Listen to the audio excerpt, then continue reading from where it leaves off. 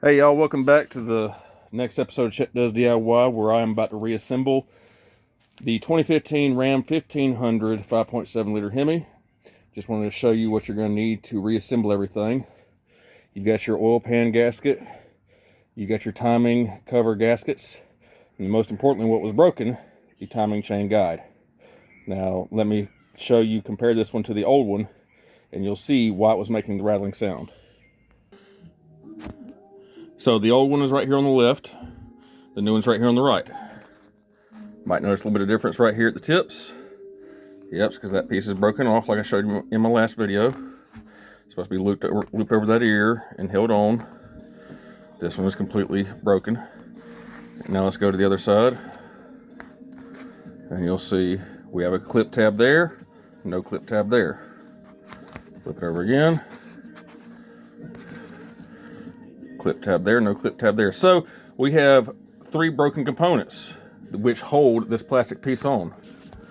So what was happening is this plastic piece during deceleration, you see it just fell off, was basically just doing that number. Was just bouncing around. This one can't go anywhere. That one just fell off. So let me go up in there in the motor and show you where it goes. All right, so here we are in the engine compartment. I've got it up on ramp so I can kind of crouch down up underneath here.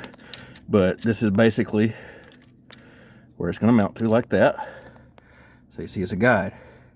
And whenever the vehicle would slow down, that plastic piece was just bouncing back and forth up against there.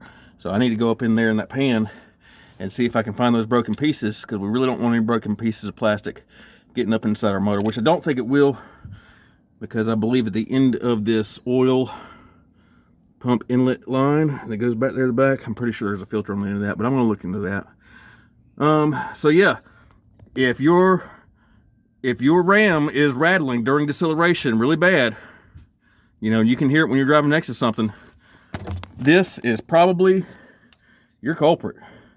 This is plastic, y'all, so whenever, I guess that this is a common thing that these break. So unfortunately, this is an extremely, you know, committed job.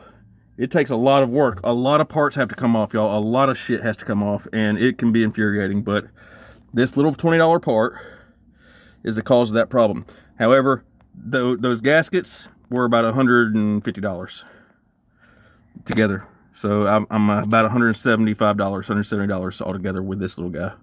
Anyway, if you have any questions, concerns, be happy to try to answer them for you if I can.